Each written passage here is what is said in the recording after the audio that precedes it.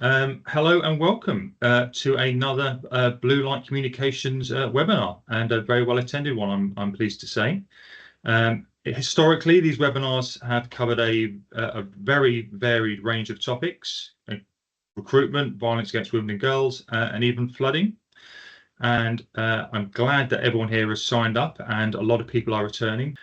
So I'm Martin. I was a police officer of around 15 years, mostly working in child abuse, counter-terrorism and cyber. And now I'm the Blue Light Comms lead for Council Advertising Network for Can Digital. So I know a little bit about policing. I can definitely talk cyber. And now I'm learning my way around comms and the work that Can do. So today on that subject, we are discussing the offender, which is an individual discussed a lot, but perhaps not in these circumstances too often. So we have three lovely teams ready to discuss that. First one is Stuart from CCL, who will talk about how offenders behave and how they act, and some of the techniques and procedures that they use. Really, the problem statement, I think we're going to talk about Stuart as the amount of offending out there. And then we'll move on to Karima from Respect, who will talk about the offender mindset and offending behaviour.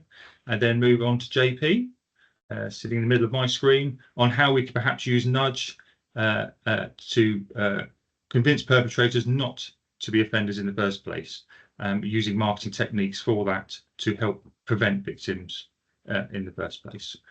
So I think I've done enough rabbiting on. Let me move on to Stuart from CCL Digital Solutions. Perfect. So yeah, I'm Stuart White, the operations manager here at CCL. So I worked in digital forensics around about 20 odd years now. Started off as an imaging technician and then worked my way up to an operational role that sort of oversees the teams as well as quality.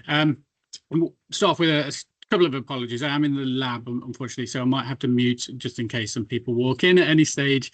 And it was meant to be Rich Walker from our mobile team presenting today, but unfortunately he's decided to move house, so it will be with me.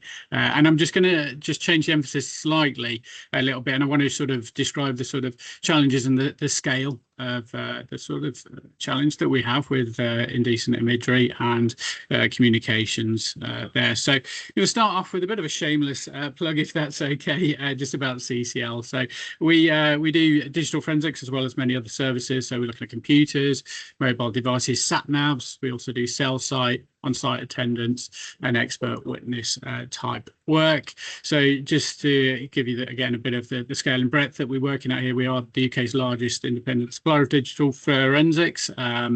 You can look at the stats there for yourselves, but yeah, good heritage of over 30 years and lots of different cases under our belt here. But wanted to just give you a little bit of an overview of the digital forensic process that we undertake when we get exhibits submitted to us. So as I said, we are a sort of supplier of digital forensics. 90% of our work is with law enforcement agencies. And again, a lot of that work is of an indecent image nature and offences of a similar nature. So once we get a mobile phone or computer in, we create a digital copy of it. And this is a full copy. So every little bit and byte we will capture, and we put it in a nice forensic format that secures that data. So no changes can be made whatsoever to the data there. Next step will be processing. So obviously on computers, mobiles, lots and lots of data that we need to make readily available for our searches. And then from there, we have a couple of routes that we can take. So one of the routes is that we do the analysis ourselves. So we're briefed on the cases and we'll investigate and produce a report, or equally, we can provide the data back to the investigating officer for them to review and then provide back to us to provenance. Depends on the law enforcement agency that we're working with. As to which route it goes there, but yeah, a lot of work there. So yeah, I just wanted to touch upon once we got a computer in, what that means in terms of data volumes, and I guess gives you some of the scale there. So typically we've got 1 or 2 hard drives coming in with 500 gig to 4 terabytes commonly. That's a lot of data. So sort of average user, nothing too special, 1 million files we can be finding on a computer, and that's with carving of deleted data. So once we've identified the data, we're trying to find the relevant stuff. We're trying to find internet history records. We're trying to find user activity artifacts. So how have they interacted with the files? Have they downloaded them? Those sorts of things we're trying to filter out. And even once we've done that filtering process, there can be around about 250,000 to 500,000 potential activity file and artifacts for us to start looking through. And then in addition to this, and importantly, what we do is a large level of data recovery and image and movie recovery on the computers and the mobile devices, and we can be talking again anywhere between sort of 200,000 to 1 million images and movies there. So again, a lot, and these are pretty standard. These are not out there figures. This is kind of an average. So yeah, we'll be doing a lot of data recovery. So if you feel you've deleted something, you probably haven't, we can recover it. And one of the important things in digital forensics, and always we have to remind ourselves, these artifacts are never stored for us, for the user. I think I'm borrowing somebody's analogy here, but we are the happy scavengers in forensics. So we are happy to sort of look at what's left behind. I've sort of mentioned the computer side here, but I think one of the trends that I've seen is mobile devices are coming up to these numbers, more and more with these digital devices on the mobile side. We're seeing these sort of volumes as standards, they are becoming more commonplace. And we're seeing people, and you probably find this yourselves, when you get home, do you log onto your computer or do you go onto your phone? You probably go onto your phone. You're probably communicating through your phone now. So, and the volumes are there, the new iPhones, the Samsungs, they're incredibly large, which gives us great opportunities for data recovery. So I'm not going to geek out too much, but I will a little bit. So some of the interesting artifacts that we can find, things like in link files. So if users access the file, it'll leave a trace that we can then see. So internet history, very important when we are looking at those indecent image jobs, to see where it's come from. Have there been any searches? And then, interestingly, over time, looking at the timelines as to how that's progressed. Is there just a search term that a few years ago was teen, and then they've worked the way up, they've got bolder, they've got more confident? Well, yes, we do see that a lot. Shell bags, connected devices, system logs, communication logs, operating system information, and lots more, just to give you a flavour of sort of what we're looking at. In terms of, I think, again, useful to look at the scale in which that we work in. So looking on the PC stats for the last 12 months, we've had 1,400 computer devices come through these doors, 4,400 mobile devices come through these doors, and a lot of those cases, so 75% on the PC side, do involve some form of IIoT review, about 40% on the mobile side as well. So again, a large proportion of what we're dealing with is a decent image in nature. So it's Friday, it's warm. I've done the maths for you on this one, but we kind of extrapolated a little bit as to what that actually means in terms of what we're looking at on a yearly basis. It's very rough, but we could be processing over 200, and it's a crazy figure that I put a little graph in there to sort of contextualize it a bit against the UK population, because it's a hard number to grasp. But we've got 200 billion images and movies processed just at CCL. Extrapolate that across the industry, we are dealing with an incredible amount of imagery that we've got to review, that we've got to look at to get to the important thing, which is the identification of victims, the prosecution of people who are downloading indecent material. So yeah, it's finding the needle in that haystack, and you've seen the size of the haystack there. So yeah, obviously large problem there with the amount of imagery that we look at. So what can we do to sort of help with that? So there's a system known as CADE, as sort of said at the start. Forensic copy can have a digital fingerprint, but every single file on a system will have a digital fingerprint that's unique to that file. what we've done as an industry, and mainly law enforcement with this, is captured those digital fingerprints for known images that are of a non-illegal nature, and then the categorized imagery as well. So we've got a digital, not the image, but the digital fingerprint for those images. So we can cross-reference those against the images that we're identifying on computers and mobile devices. I mean, there's a lot there again, nearly in total that we've all looked at and that's stored, 200 million hashes there of imageries are moving. Looking when we apply them across computers and mobiles, it's a bit of an arms race. There's always new imagery coming out. There's always stuff that's coming online. So it's successful roughly around about 40% of the time we're filtering stuff out. So, it really does help a lot there. But one of the good things, and it's hot topic at the moment, isn't it? We're all talking about it, but AI, can really sort of help us, and is starting to do that on the digital forensic side. So a lot of the tools now have got functionality within them to identify images of naked individuals, of young children, those data sets are trained with indecent materials. So, really, really useful to try and identify the imagery. I wouldn't say it's perfect. I think there's still a long way for it to go, but it definitely takes the edge off and definitely is helpful and helps minimize exposure as well. Interestingly, it's a rather more miss than hit on the identification of AI generated imagery, which I'll touch upon shortly. But yeah, a lot of the software vendors do claim that they've got this functionality, but the models are too varied at the moment, so it's not an exact science. If somebody tells you it is, it isn't. It really isn't from our experience.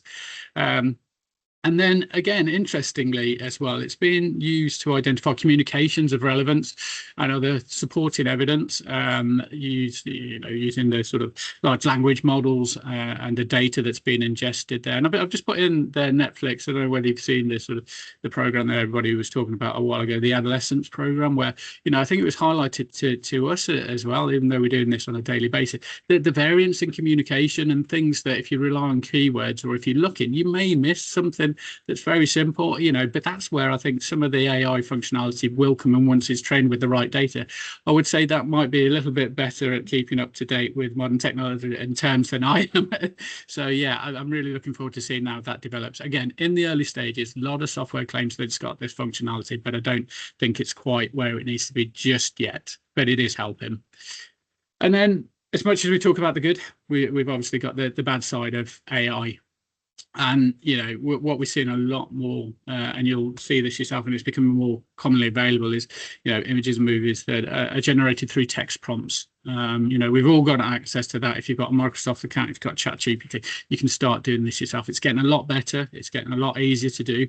There are controls on it, but what my theory is, we've seen this sort of taken, down the dark web route. So, there is going to be more imagery created, but not necessarily through the more common ones. This will develop in time. So something that we're definitely keeping an eye on. I've put a little link in there to an interesting BBC news story. I won't go through it, but just we'll send the slides around. It's useful to have a little look at that.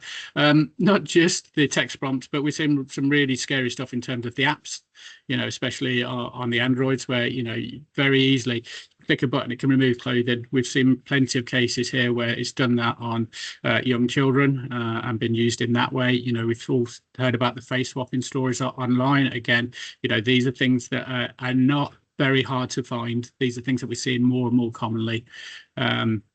So yeah, with the AI generated material, if it's photorealistic, we categorize them in A to C.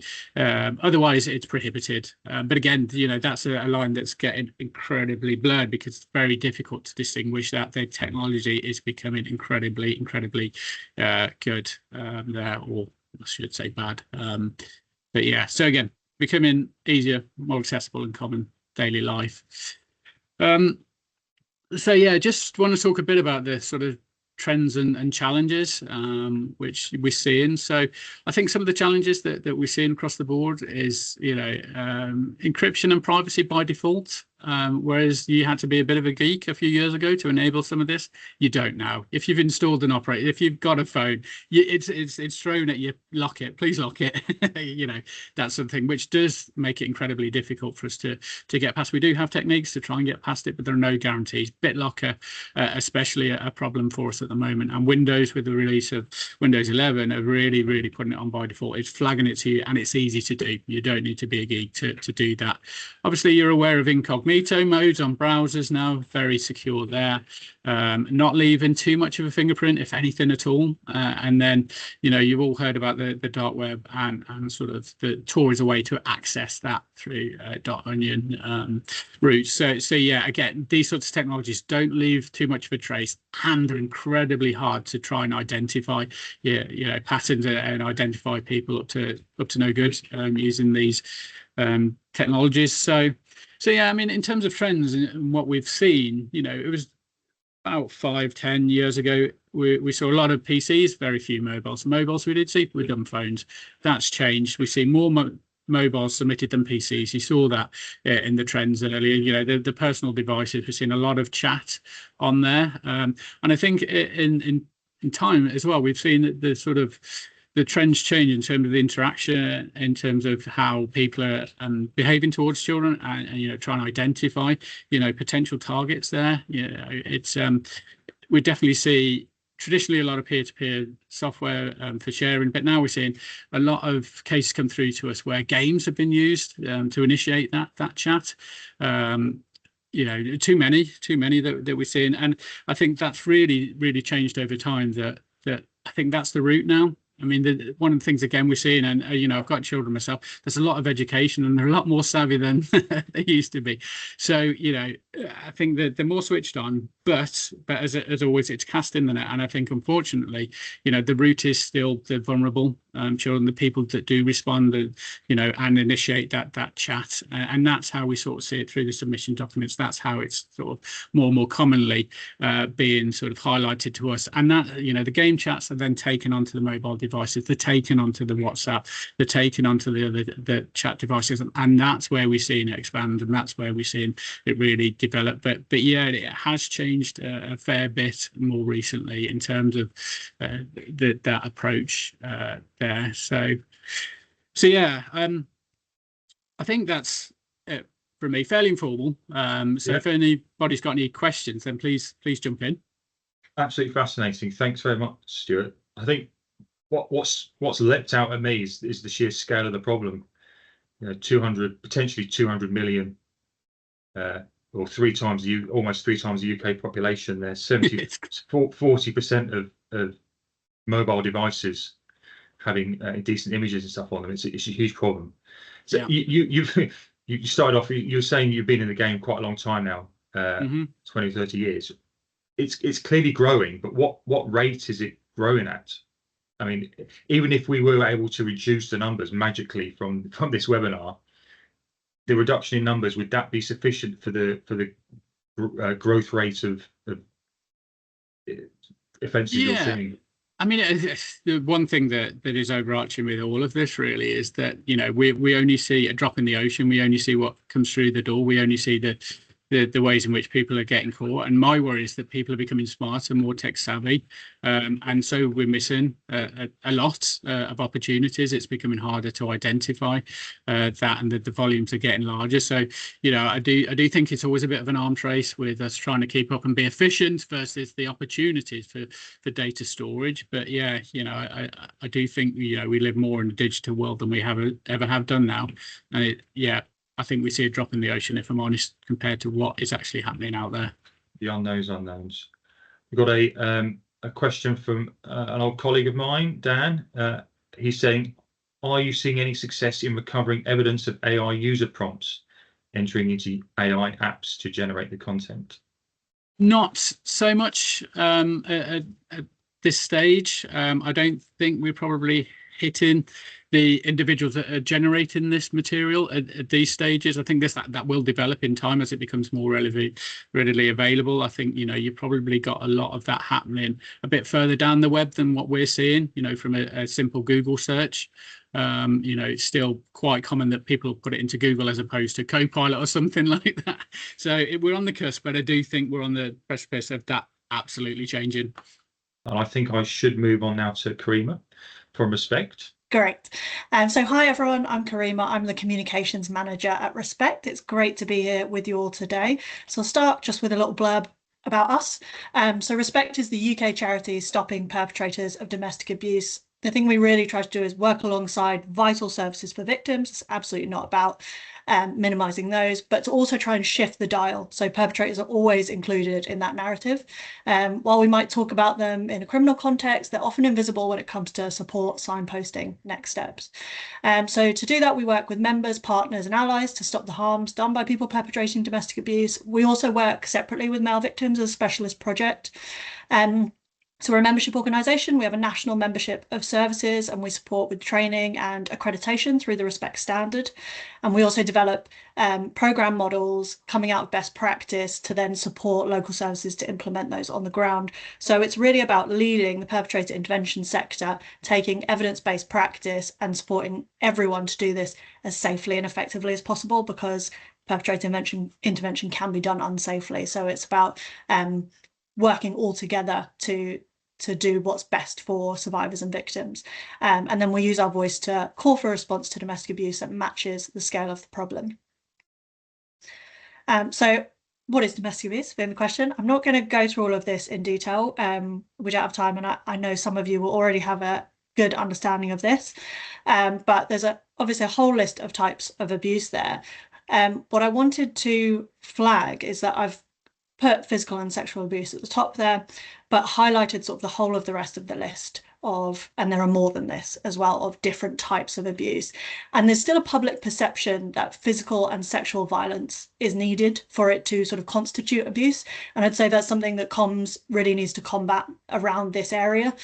You know, we regularly hear perpetrators say things like, oh, well, I'd never hit them, I wouldn't do that, so it's not abusive. But they might be controlling and monitoring a victim's every move under a threat of violence. And so that's very much still a dangerous thing. And so I just wanted to flag that, yes, there's all sorts of things. And obviously we've heard from Stuart, there's the terrifying things that are happening with tech-based abuse, which is a really growing area as well. So why does it happen? It's the golden question. So there's lots of different theories and ideas about what makes people abusive, different things about, childhood trauma and different people's formulations. But at its core, it is about power and control. So people use abusive behaviour in order to exert power and control over another person to get that person to behave in the way they want. So, for example, if there's someone who struggles a lot with jealousy, if they use abusive behaviour to control that partner, prevent them from, seeing anyone else engaging with anyone of the opposite sex, that's actually quite a successful way for them to not feel as jealous. So it does work. It's an extremely unhealthy, abusive way to do it, but it works for these people. And obviously just flagging there that there are no excuses. So we do still see alcohol, mental health, other complexities such as neurodivergence really used to minimize abuse in the media and in other comms. And we have data that they may be factors that increase risk or might be a catalyst for abuse, but they absolutely do not cause it. Perpetrators are always making the choice. And the good news is if they make a choice to do it, they can make a choice not to do it. It puts back control with that person as well. So who is it? I wish that I could kind of give us from a marketing perspective that kind of, user profile of this is exactly the person we're targeting. It doesn't exist. So we know that women are disproportionately victims of abuse and more men perpetrate abuse. That isn't to say it's always that way. It does happen across all parts of society and all types of relationships. Given the vast numbers across the country and how endemic this issue is, I think we can all reflect on the fact that we will all know and most probably love someone who has perpetrated abuse or is perpetrating it right now. That is the reality of the way society looks. And, we're more likely to be aware of people we know who may be victims, but as we always say at Respect, behind every survivor is a perpetrator, and we always need to bear that in mind when we're thinking about how this looks and how we tackle it as an issue.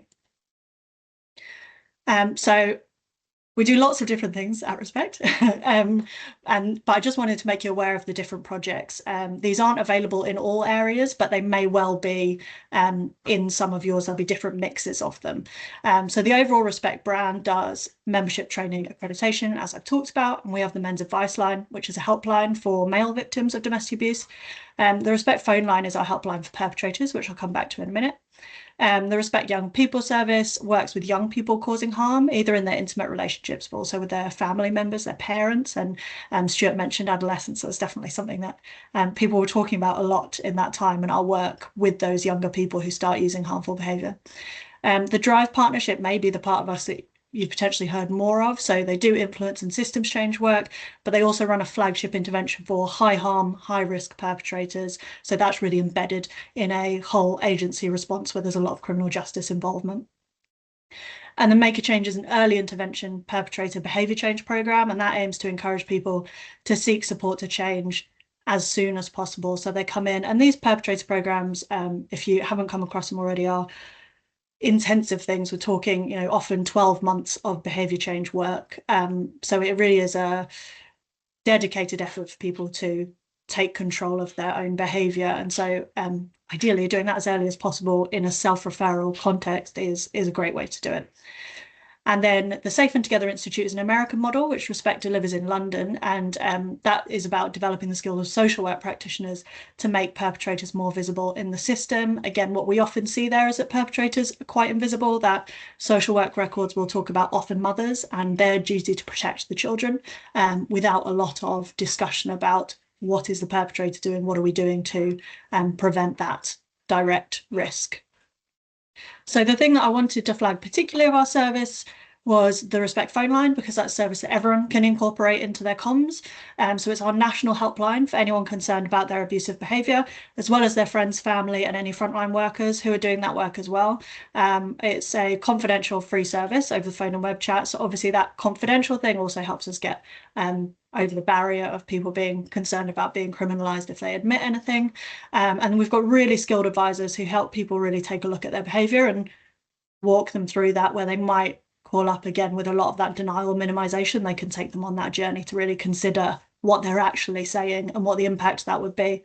And they provide a lot of practical advice and signposting. So our advisors also hold a list of services, so they can let people know what's available in their area. So I just flag it as a universal service that can be signposted to in any campaigns you're doing about domestic abuse. We would be suggesting that where people are signposting to victim services, we should always also be signposting to perpetrator services. It's about that equal onus, actually more on the perpetrator, obviously they're the person causing the problem. So it's not just on the victim to seek help, but it's about what are we doing to address the root cause. And I've just got a couple of examples there of the kind of thing we do on social media, often picking up on different topical issues and asking people to really consider their own behaviour. In terms of organic social media, I'm not going to talk about the paid stuff because I'm sure that is where John Paul's going to come in with his expertise. But for us, my feeling is really that this works better in partnership. So while these might be our posts, most perpetrators are not going to seek out a domestic abuse service if they have concerns. Some do, but generally we need to be extending our reach further out to them. So I'd be really keen to talk about joint campaigns, ways we can work together. I think statutory agencies and other local support has such a key role to play in that, because that is going to get more reach and visibility. People will be following those channels for different reasons, and then they're going to get met with that messaging, and that's something that we can do really powerfully and relatively simply. So there's our socials. My email address is on there. Feel free to get in touch if you'd like to discuss any opportunities, go into anything in more depth. I'm not a practitioner, so if you've got any really thorny stuff, I might need to go away and consult some of my practice experts who are talking to these people on the phones every day. And I could also let you know what specific projects you might have available in your area outside of the helplines, also kind of connect you with our accredited members who are delivering local services on the ground. So that's it. That's me. Great, thank you very much, Karima. That was really, really interesting. I'm particularly interested in the perpetrator services that are out there. they're fairly mature, I suggest. That people have been in them for 12 months or so. They've been going for some time. So they're self-referred. So is there like a particular sort of, the person must have a sort of self-awareness in order to do so? How successfully do they go through those perpetrator programs? Generally successfully, so not for everyone, and also to say this is not going to be appropriate for everyone. So there's some levels of risk and harm where we're not talking about that. We're not saying this is always going to be the right thing, and there's a rigorous assessment process for that. What I would say that I've seen from working with my colleagues is they'll often come in with a relatively dubious motivation, but our practitioners are skilled enough that they can work with that. So, for example, they might self-refer in saying, my wife's trying to leave me, she wants to break up the marriage, I don't want that to happen, so let's do this course and I can learn how to not blow up. And then by the end of the program have reached a point where they say, actually I can see the damage that I've done now, and she's entitled to leave the relationship and to divorce me if there's too much harm done here. And then we can support with safe separation as well, rather than post-separation abuse. So, and children are often a big motivation factor. So it might not be that they come in saying, I'm abusive and I need help. It's saying, I keep losing my temper and it's causing problems, so maybe this will be a useful thing to do.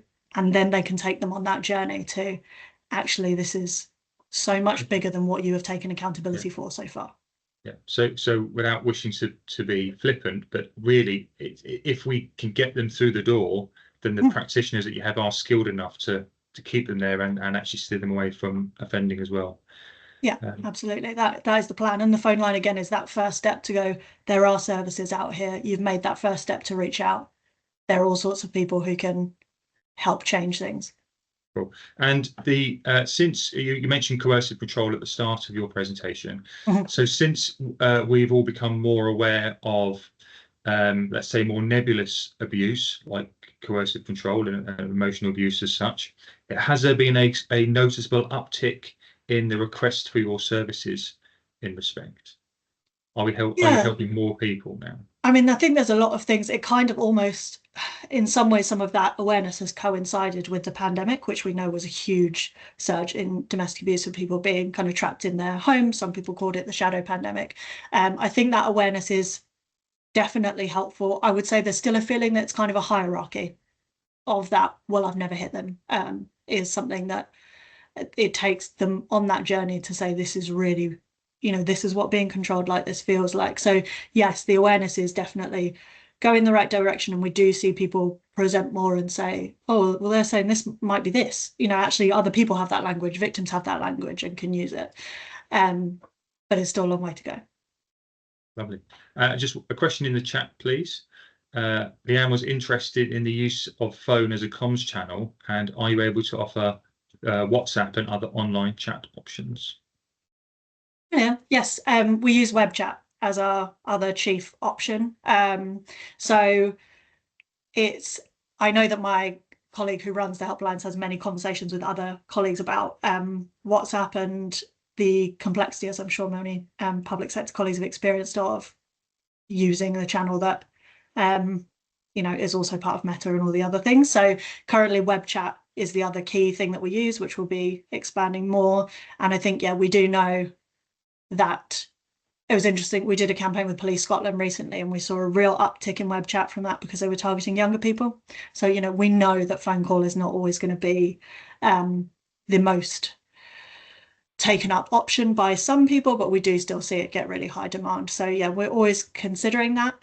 It has been announced, I can say it, we have some more funding from the government for the coming years, so they'll be looking at ways that we can kind of upgrade the helplines. So yes, it's a thing, but we tested other things such as email and found that that's quite tricky to manage. So yeah, it's an ongoing consideration. Fabulous. Thanks very much, Karima. And JP, I'm going to hand over to you quickly. It's okay. And you'll talk about using nudge techniques and other marketing techniques to help prevent victims. Absolutely, yeah. I've really interesting there, Karima. I'm struck by a couple of things from what you were saying, and also what CCL was saying before. We can get a lot of briefs around domestic abuse where perpetrators are not a target audience. They're not a primary target audience.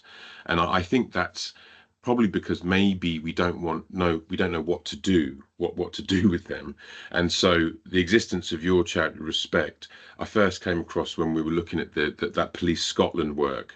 And I think it's a brilliant way of giving people a sort of dignified route out of abusive behavior and something to do, rather than am I going to be locked up? And I think that existing means that we can now build campaigns that point to those sorts of services. And it was a huge point as well that most abusers aren't aware that their behavior is technically abuse. And so there's that awareness function, and then there's the so what do I do next, and being able to do that with skilled practitioners, I think, is really important. And also maybe able to do that in slightly lighter touch ways, as Leanne was suggesting, like WhatsApp, Snapchat, and so on. It makes you realise, combined with the CCL data on what a huge area this is, a huge problem and a huge challenge it is to really address it and fix it. And particularly when you're talking about the amount that potentially mobile now features, it's not just desktop machines, it's mobile space for indecent imagery, but that imagery is probably also being purveyed across multiple channels. And I wanted to talk a little bit today about some of the stuff that we're finding at CAN. We're going to talk about the channels that we need to be thinking about when we're targeting perpetrator abuse, look at some sources of insight, and look at some ways of potentially intervening at scale. Many places are the same, but we can look in any given area at channel usage by age.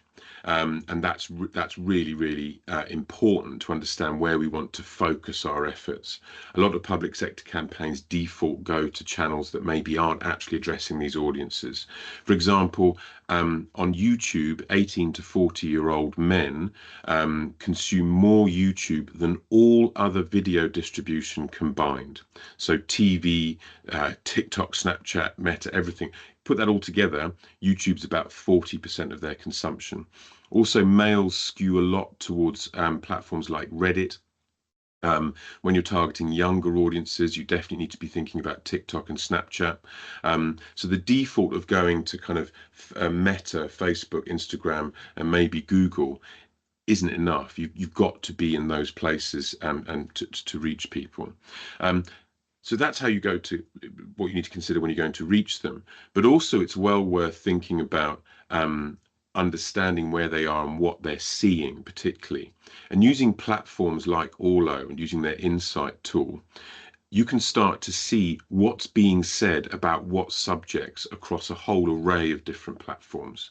And that's really important when you're planning communications, because you want to understand what are the themes or topics that are being talked about on those channels. To what extent in my area is this being discussed, or is this a concern? Who's influential around this subject? You've got the sort of the Andrew Tate and their sort of offshoots around misogyny. What platforms are they on, and how influential are they in that area? And that's easy to see now, so we can understand what specific audiences are seeing, and what are young men particularly being exposed to. You can also see, using search insight, what's on people's minds, and so understanding what people are looking for and what matters to them, but also understanding what's not on their minds. What are they not looking for? What are they not aware of? Can really help us shape what we need to communicate about. And so, looking at various terms around communication, around community cohesion, around terms like incel, Andrew Tate, and so on, can give us a sense of what's on people's minds, but also, are there any particular trends? When certain people hit the news, you see vast increases, and you see increases in concern as well around those sorts of topics. So it's really useful that we can get a picture of, in the areas we serve, what's on people's minds, what's bothering them, and then build campaigns that maybe address that. I always go back to these sort of basic principles, but we need to make sure when we communicate, particularly for targeting perpetrators, are we actually reaching all of them wherever they are? And do we offer them a range of, yes, digital, but also physical and human elements that help them connect with information? And we know that stories, for example, as Police Scotland showed, a story about an individual being in a certain position and then taking a route, a path out of that behavior towards addressing it rather than worrying about it and clamming up, are really, really important.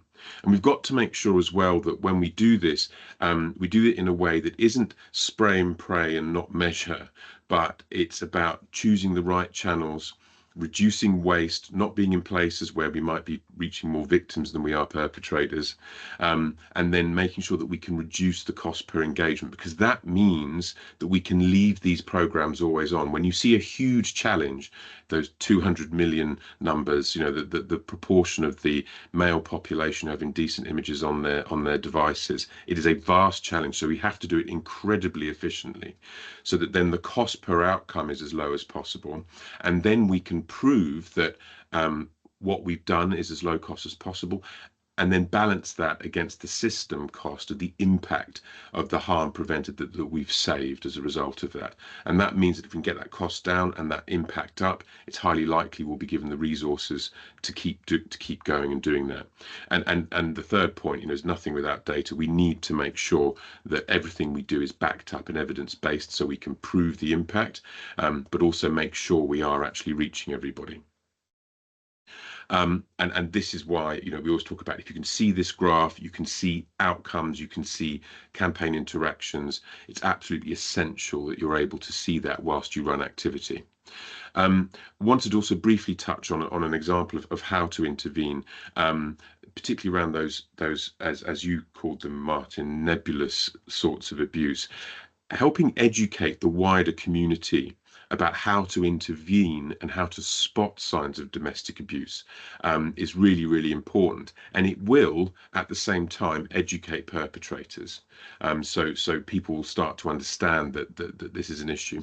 And there was one particularly good example in Surrey, where we designed an array of little educational interactive forms where were basically asking people, how confident would you be helping a friend or family member in this situation? And then you're given an array of things to consider doing. And when someone says something that's maybe suboptimal, we gently correct them and then encourage them to make the right thing. And then we ask them afterwards, okay, how would you feel more confident now if you saw this going on? Very simple, very light touch, very easy to engage with. But what it meant was that we could then see how frequently incorrect answers were put in, and also how frequently we increased confidence around how to engage. And that was all then because we were using these small user experiences. We were able then to measure that and get a sense of which sorts of domestic abuse resonated, which sorts of domestic did people noticed the most. And we could see that that monitoring and isolation resonated far more with this audience than the financial control side of things. And then we could also prove that we'd increased 700 plus people's confidence in how to intervene. And so I think that's something where you now have, I know this isn't directly addressing perpetrator behavior, but you now have this situation where you can do something measurable. You can pass people's contact details on to Respect, for example, and demonstrate that you're having this impact and you're making these things happen, which is absolutely critical to securing the kind of investment that we need to tackle this problem. So just in summary, I think we should always include perpetrator strands and strategies in all communications around domestic abuse, and not negotiate on that, and maybe start with them and then educate the wider community, and then maybe do a small bit of communications around victim support and things like that. I fear at the moment, unfortunately, the balance is the total opposite of that, and we need to take that on. If you're wanting to engage the male audience, consider YouTube, Snapchat and Reddit as platforms where you're going to get high frequency and high reach, particularly around some of those, some of the subjects and some of the influences that are regularly a cause of concern. Also know that you have the power to see what everybody is seeing in the target audience. So being able to look into what's being consumed on social media, to see what's on people's minds on search. This is really useful information for understanding volumes, awareness, perception, and so on. And that final point, that we can educate the community whilst also educating perpetrators. And that might be a super behavior rather than talking about victims, addressing victims and how they can protect themselves, move much more into that, educate the community and educate perpetrators about what actually abuse is and give them a safe, dignified path out with, Karima and her team. That's all I have for now.